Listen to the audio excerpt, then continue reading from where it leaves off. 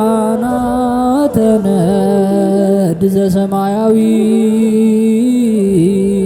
ማይፈድ በእንተ በግዑ እቀብዋ ነዛቲ ያዘድ።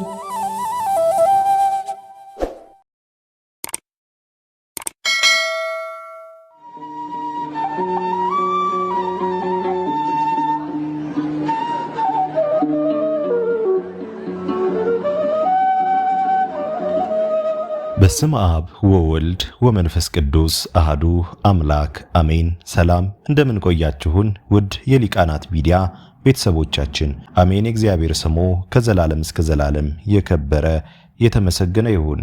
በዚህ ቪዲዮ ታኅሳስ 1 ቀን የሚነበብ ስንክሳር ወደ እናንተ የምናቀርብ ይሆናል። ለዚህ ቻናል አዲስ የሆናችሁ እህት ወንድሞቻችንም ካላችሁ ቻናሉን ሰብስክራይብ በማድረግ እንዲሁም አዳዲስ ቪዲዮ ወደ እናንተ ቶሎ ለመድረስ እንዲያስችል የደወል ምልክቷን በማብራትና ሐሳብ አስተያየታችሁንም ኮሜንት ላይ በማስፈር ቤተሰብ እንድትሆኑ ከወዲሁ በአክብሮት እንጋብዛለን። ወደ ቪዲዮ እንሂድ። መልካም ጊዜ። ታኅሳስ 1 ቀን የሚነበብ ስንክሳር። ነብዩ ኤልያስ። የተባረከ የታኅሳስ ወር የቀኑ ሰዓት 9 ሲሆን ከእንግዲህም ይጨምራል። በዚህም በታኅሳስ 1 ቀን በእስራኤል ፊት ነብይ ኤልያስ የተገለጠበት ነው። ይህ ቀናኢ ኤልያስ ከሌዊ ወገን የሆነ የአባቱ ስም ኢያሱንዮ የእናቱም ስሟ ቶና ነው። ለእርሱም እንዲህ የተነገረ በተወለደ ጊዜ ብርሃንን የለበሱ 4 ሰዎች ሲሰግዱለትና ሕፃናት በሚጠቀለሉበትም ጨርቅ ፈንታ በእሳት ሲጠቀልሉት አባቱ አየ። እርሱም ወደ ኢየሩሳሌም መጥቶ ይህን ለካህናቱ ነገራቸው። እነርሱም ማደሪያው በብርሃን ውስጥ ይሆን፣ በቃሉም የሚቆጥር ይሆን፣ ወይም የእስራኤልን በሰይፍና በእሳት እየቀጣ ይገዛቸው ይሆን ተባባሉ። በእስራኤል ንጉሥ በአክዓብና በሚስቱ በኤልዛቤል በልጁም በአካዝያስም ዘመን ያደረገው የተአምራቱ ዜና በመጽሐፈ ነገሥት ተጽፏል። ወደ ሰማይ ያረገበት ዜናው ግን በጥር ወር በ6 ቀን ተጽፏል። በኋላ ጊዜም ስለሚኖረው ሞቱ ራእይን በሕይወቱ ያየ ዮሐንስ ከሄኖክ ጋር እንደሚመጣና ሐሳዊ መሲሕን እንደሚቃወሙት ተአምራትንም እንደሚያደርጉ ተናግሯል።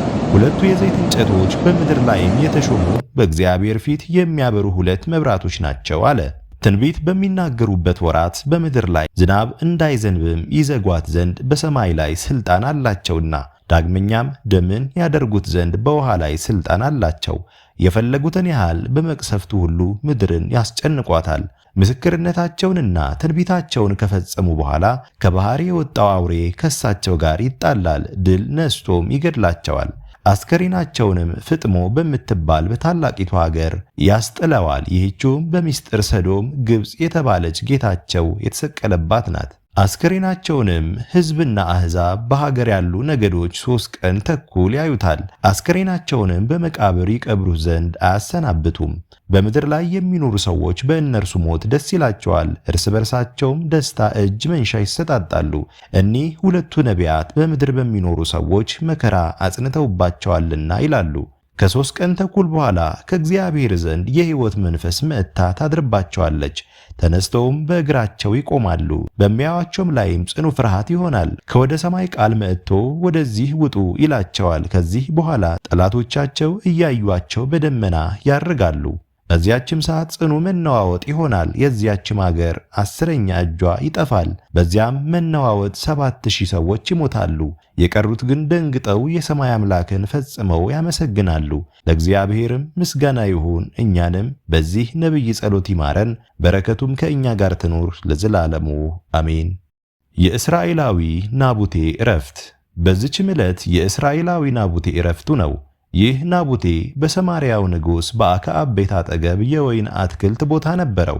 አክዓብም ናቡቴን ለቤቴ ቅርብ ነውና የተክል ቦታ ይሆነኝ ዘንድ ይህን የወይን ቦታህን ስጠኝ፣ ከእርሱ የሚሻል ሌላ ወይን ቦታ እሰጥሃለሁ። ዋጋውንም ትሻ እንደሆነ የዚህን የወይን ቦታውን ሽያጭ ወርቅ እሰጥሃለሁ፣ የተክል ቦታ ይሁነኝ አለው። ናቡቴም አክዓብን የአባቶቼን ርስት እሰጥህ ዘንድ እንዲህ ያለ ነገር እግዚአብሔር አያምጣብኝ አለው። አክዓብም አዝኖ ሄደ፣ ፊቱንም ተከናንቦ በመኝታው ተኛ፣ እህልንም አልበላም። ሚስቱ ኤልዛቤልም ወደ እርሱ ገብታ እህል የማትበላ ምን ሆንክ? የሚያሳዝንስ ምንድነው? አለችው።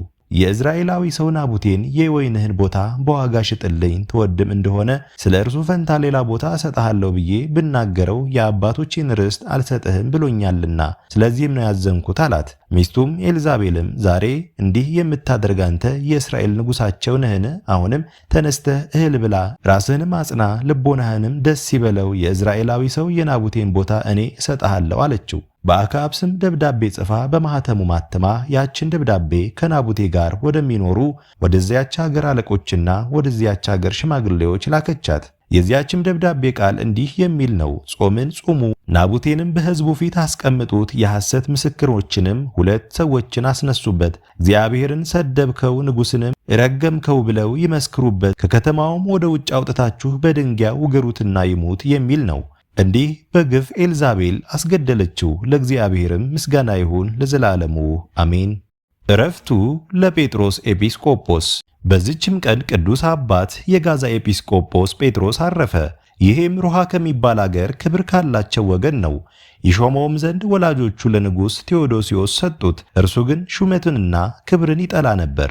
በንጉሥም አዳራሽ ውስጥ በጾም በጸሎት በሰጊድ ተጠምዶ ኖረ። ከእርሱም ጋር የፋርስ ሀገር ሰማዕታት ሥጋ አብሮት አለ። በዚያም ጊዜ ዕድሜው 20 ዓመት ነው። ከዚህም በኋላ ከገዳማት ወደ አንዱ ገዳም ሄዶ መነኮሰና ጽኑ ተጋድሎንም ተጋደለ።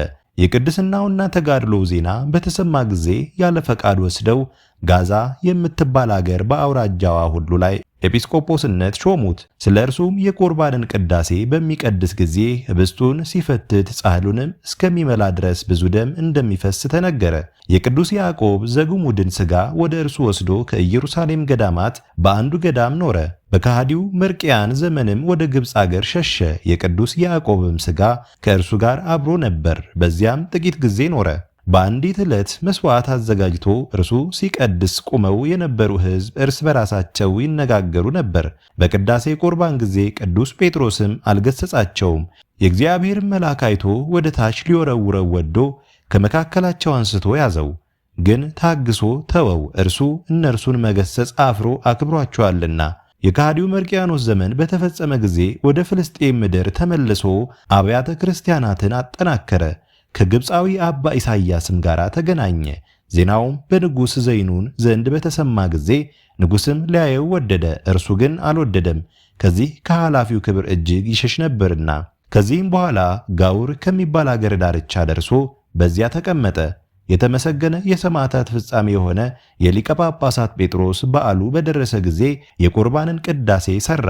ቅዱስ ጴጥሮስም ተገለጸለትና ክብር ይግባውና ጌታችን ኢየሱስ ወደ እርሱ ትመጣ ዘንድ ይጠራሃል አለው። ከዚያችም ቀን ወዲህ የዕረፍቱ ጊዜ እንደደረሰ አውቆ ሕዝቡን ጠራቸውና በቀናች ሃይማኖት እንዲጸኑ አዘዛቸው። ከዚህም በኋላ እጆቹን ዘርግቶ ነፍሱን በእግዚአብሔር እጅ ሰጠ። ለእግዚአብሔርም ምስጋና ይሁን፣ እኛንም በጸሎቱ ይማረን፣ በረከቱም ከእኛ ጋር ትኖር ለዘላለሙ አሜን። ዕረፍቱ ለሊቀ ጳጳሳት ቅዱስ ዮሐንስ። በዚችም ቀን የእስክንድርያ አገር ሊቀ ጳጳሳት ቅዱስ አባት ዮሐንስ አረፈ። እርሱም ለአባቶች ሊቃነ ጳጳሳት 30ኛ ነው። ይህም የከበረ ቀሲስ የሆነ የገምዱኒ አገር ሰው ነው። በዘመኑም የቅዱሳን ሰማዕታት ሰርጊስና የባኮስ ቤተክርስቲያናቸው ተሰራች። ዳግመኛም የአቡቂርና የዮሐንስ ቤተክርስቲያን በምስር መሰብሰቢያ ቅጽር አጠገብ ተሰራች። ያጸናቸውም ስሙ እንድርያስ የሚባል እግዚአብሔርን የሚፈራ ያዕቆባዊ አንድ የግብፅ ሰው ነው። እርሱም ለመርዋን ልጅ ለገዢው ለንጉሥ አብደል ጸሐፊው ነው። ይህም አባ ዮሐንስ የወንጌላዊ ቅዱስ ማርቆስ ቤተክርስቲያን በእስክንድርያ አገር በታወቀ ቃምስ በሚባል ቦታ የሰራ ነው። በዚያም በንጉሥ አብደል ዘመንም 3 ዓመት ያህል ጽኑ ረሃብ ሆነ። ይህም አባት ለድሆች ለጦማዳሪዎችና ለችግረኞች የሚያስብ ሆነ። በየሳምንቱም 4 ጊዜ ወርቅና ብር እንጀራም ይሰጣቸዋል። አብዝቶ የሚራራ መመጽወትን የሚወድ በጎ ሥራዎችን የሚሠራ ነውና። በዘመኑም ንጉሥ ይዜድ ሙቶ በእርሱ ፈንታ መርዋን ነገሰ። ይህም አባት በማርቆስ ወንበር 9 ዓመት ኖረ፣ በሰላምም አረፈ። ለእግዚአብሔርም ምስጋና ይሁን፣ እኛንም በጸሎቱ ይማረን፣ በረከቱም ከእኛ ጋር ትኖር ለዘላለሙ አሜን። ዕረፍቱ ለሊቀ ጳጳሳት ቅዱስ አትናቴዎስ። በዚችም ቀን የእስክንድርያ ሊቀ ጳጳሳት ቅዱስ አባት አትናቴዎስ አረፈ። እርሱም ጳውሎስ የተባለ የቂስ መክረም ልጅ የከሊል ልጅ ነው። እርሱም ለአባቶች ሊቃነ ጳጳሳት 76ኛ ነው። ዳግመኛም የጴጥሮስ፣ የያዕቆብ፣ የመነኮስ ኤልያስ፣ የንጉሥ ሰለሞን እናት የቤርሳቤህ መታሰቢያቸው ነው። ለእግዚአብሔርም ምስጋና ይሁን። የእኒህም ቅዱሳን በረከት ከእኛ ጋር ትኑር ለዘላለሙ አሜን። አስጀምሮ ላስፈጸመን ለልዑል እግዚአብሔር ክብር ምስጋና ይሁን መቼም መች ለዘላለሙ አሜን። ውድ የሊቃናት ሚዲያ ቤተሰቦቻችን ታኅሳስ 1 ቀን የሚነበብ ስንክሳር ወደ እናንተ አቀረብን። ይህን ይመስል ነበር። በቀጣይ በአዲስ ክፍል እስከምንገናኝ ድረስ እግዚአብሔር ቸር ያቆየን። መልካም ጊዜ